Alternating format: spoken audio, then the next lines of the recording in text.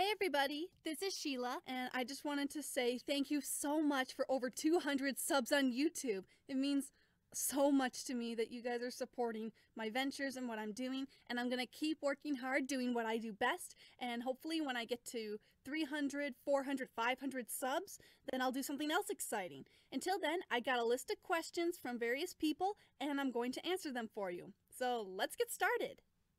I actually remember the exact moment when I realized I should start looking into voice acting.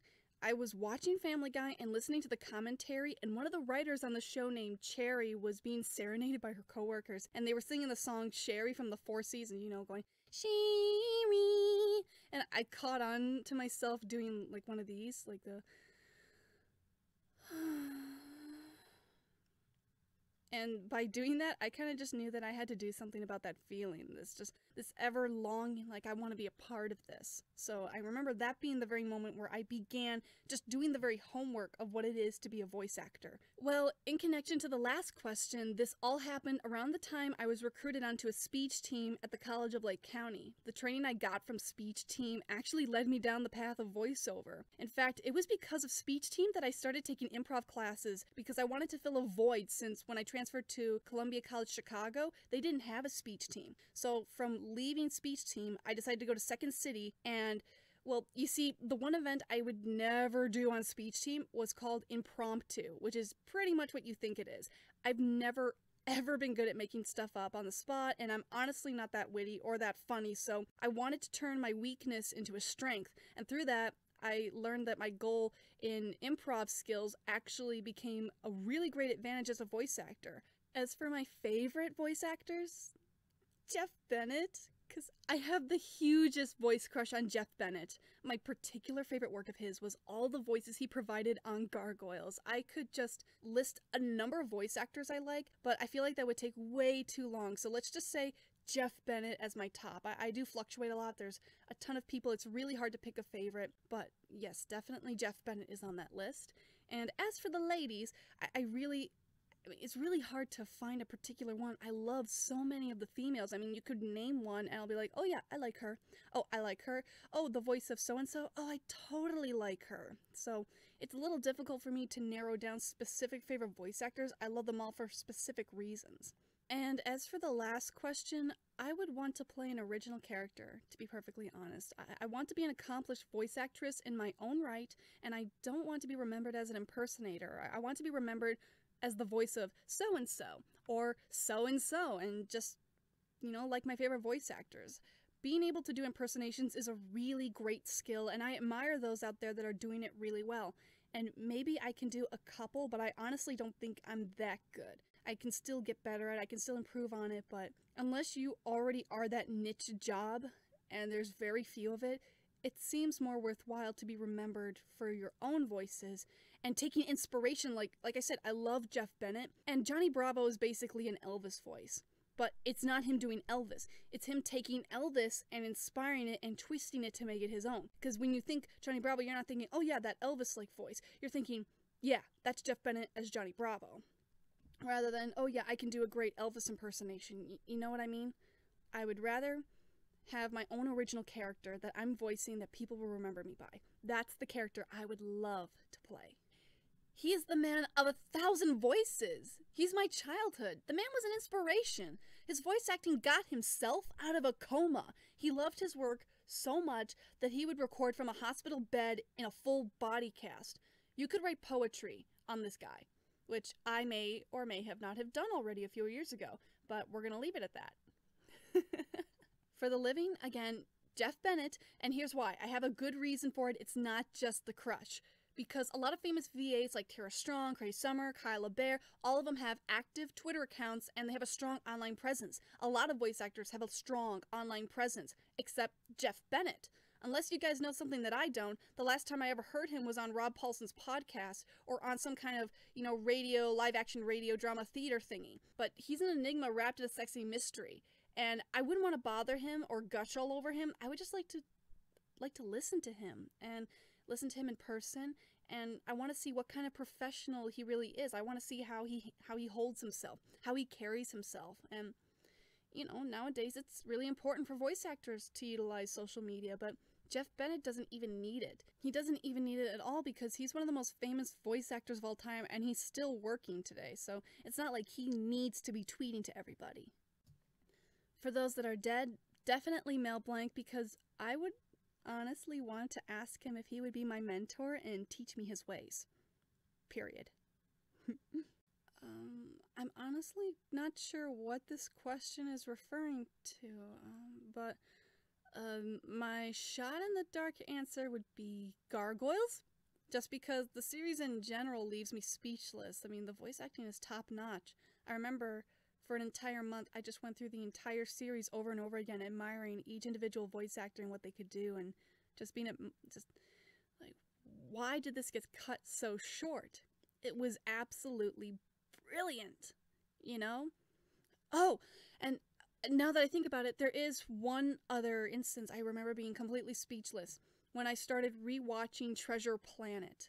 The voice of John Silver Murray, Brian Murray, like, upon listening to it last year, I was just so moved by his performance. And when I was looking online, I learned that, you know, both main voice actors were in the studio together recording because it was easier for them to interact off each other and play off each other. That was just amazing for me to find out, because a lot of voice acting, you're doing it by yourself, and I get that, I really do. But my favorite time of voice acting is when I'm with somebody, because even though I'm not directly looking at them, I'm bouncing off of them, and it's so much fun. Kind of like how the whole, improv thing kind of works with you. You can learn to absorb someone's energy, bounce off them, react off them, and it's so important to react off someone, and it's just so cool! Okay, I'm done now. I don't really like to focus too much on movies I don't like, since I wouldn't watch them in the first place, but I will say that the only animated film I've ever wanted to walk out on was The King and I. Seriously, I felt gypped. Even as a kid, I knew there was something not right with this film. The animation looked pretty good, but that was it. That was it. Moving on. Movies that I love. Love my movies. Love movies. Okay, we'll do it from separate kind of places. So most Disney films, definitely big surprise. Personal favorites are Beauty and the Beast, Snow White, Treasure Planet, Atlantis, The Brave Little Toaster, The Princess and the Frog, and many more. I could probably go on and on about that particular one. My favorite Japanese animated film is Metropolis. I love Metropolis. I remember, I seriously, true story, I spent an entire month watching nothing but that film. Unless I watched a little TV, but when it came to watching a movie, just that movie for 1 month. And I actually hopped back and forth between the dubbed and the subbed. I loved that movie so much. Favorite Miyazaki films definitely are Kiki's Delivery Service and Porco Rosso. Favorite Pixar film, I know probably someone would want to know that, would be Ratatouille. Oh, and yeah, gotta go Don Bluth. Oh, geez. What do I like about Don Bluth? All Dogs Go to Heaven is a really great one. Classic. Land Before Time. One of the least popular Don Bluth films that I actually still like to watch, and don't judge me, it's Rock-a-Doodle. I like Rock-a-Doodle, okay? I don't know, it's probably more nostalgic than anything else, but yeah, out of all the least well done Don Bluth films, I'll watch Rock-a-Doodle. And yeah, those were, maybe for another least favorite film, A Troll in Central Park is just, it's just a troll in Central Park. And I do remember, I remember the night that my dad brought it home. He brought the VHS home along with some McDonald's, and I watched it, and I would continue to watch it for a little while because I thought, well, this is supposed to be a kid's movie. I'm supposed to be enjoying it, but there was just moments in the film I had to walk out of the room because it was just so bad. But I wasn't thinking of it like that. I'm just like, I'm gonna go get a cookie. Or, by then the movie will be in a different place and I'll sit down and watch it again. It's like between The Princess and the Goblin and A Troll in Central Park. I will watch The Princess and the Goblin because there's at least something there with that film. As ridiculous as that movie is, it's so bad that it's good. Where A Troll in Central Park is so bad that it's so bad that it's so unbelievably bad. Oh my god. I'm gonna sound like a broken record. Improv classes. Improv classes are so important to a voice actor, as obviously the most obvious of answers would be take an acting class. A lot of classes and training, very important to be a voice actor. If you're in college right now and you're referring to education, like what can I do to utilize my college experience, If you're not willing to change your major to theater like I was, take a lot of electives and make sure you're training outside of school if you're not going to be doing it in school. So there's marketing classes, social media courses. I took radio production so I could be a slightly better engineer. So, because a lot of voice actors are freelance nowadays, if you don't have representation yet, you're going to have to learn how to use your equipment. So taking a radio production class, something that relates into voiceover as your electives would be a really beneficial thing for you to do. One of the very first things I did before I even fully jumped into voice acting was I read books on the subject. I read because I wanted to make sure that if I'm going to do this, I want to do this as close to the right way as possible. And I have a ton of books, but I'll just name 3 because it's not good to favorite one. I'll just recommend 3 different ones. One of them is The Art of Voice Acting. Get the 4th edition if you can.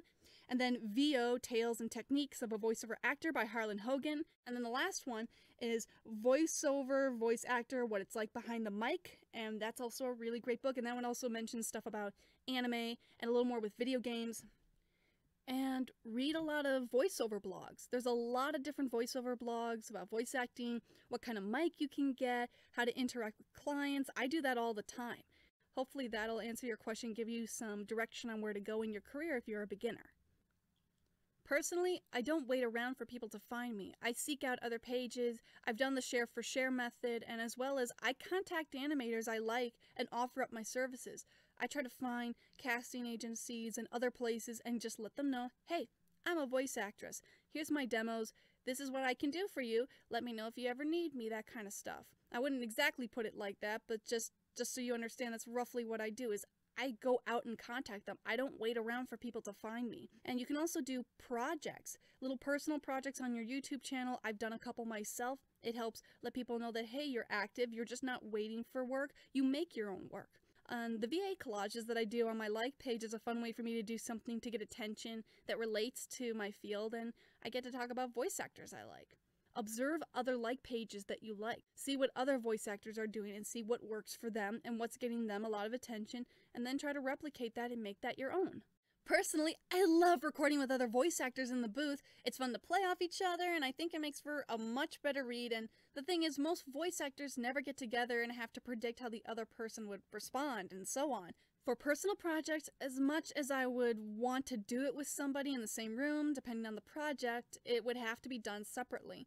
When I turn in my lines for a project and auditions, I submit multiple takes of each line so my client has options. If you're talking about when everyone's on Skype recording at once from different mics, I've never tried that, but I would imagine that whoever's talking might pick up on the sound, and that just makes things a lot more difficult. If you can get everyone in the same room with multiple mics like you would in a booth, then great.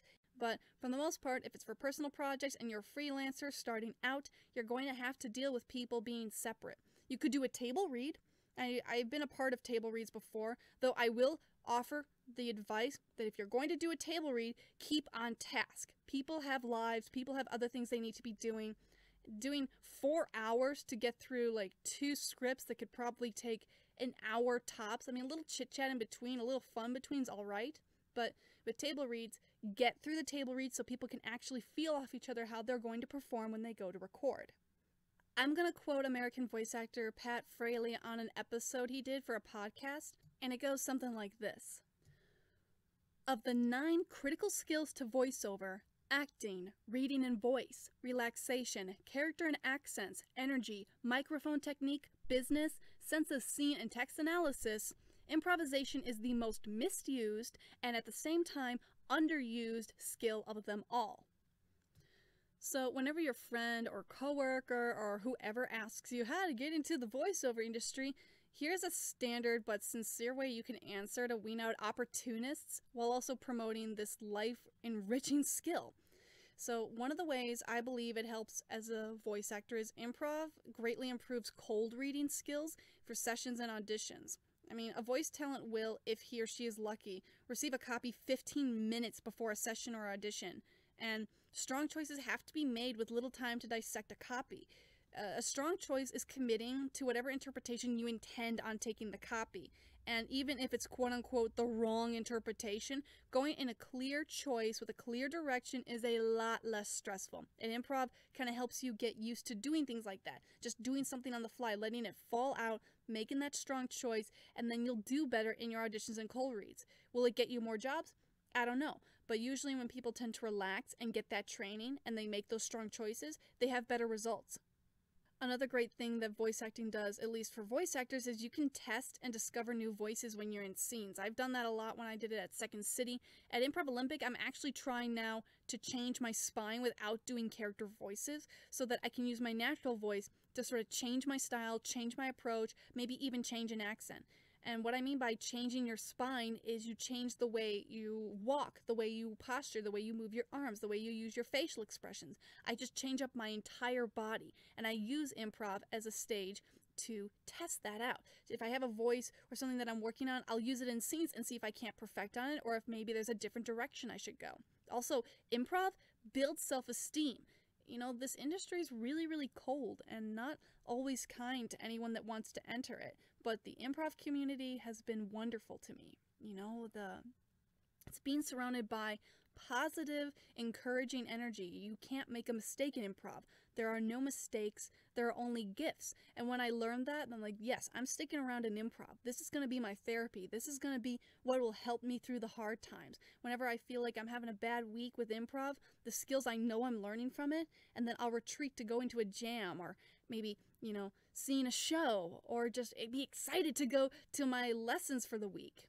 That kind of stuff, it's really great. And, the last thing I'd say what improv can really do for you is you can put it on your resume. Even if you find out, maybe voice acting isn't the thing for me, maybe I'm just not cut out for it, you wouldn't be wasting any of your money by taking an improv class. You could put it on your resume saying, hey, I've done some training. I know a little improv. Employers like that. I can promise you, with every interview I've ever done, they always notice the improv part. Like, oh, you're slightly more comfortable with doing things on the fly. Oh, you seem to have some kind of training in this area that most people don't think to go and do. Yeah, and I happen to know for a fact people sometimes send their businessmen to Second City to get trained in improv. I met one of them when I was training there, and he was a really nice guy. He was doing it to better himself. So if you're going to do improv, have a goal in mind of what you're hoping to obtain from it. I don't see any downside to taking an improv class. I only see it doing more good things for you than bad. Hopefully that answers your question. All right, I did it! Yay! I answered all your questions. Hopefully they were of some use to you. And thank you again, everyone, for 200 subs. Hopefully you liked what you learned from me, know a little bit more about me, and who knows what the future holds. Have a good one.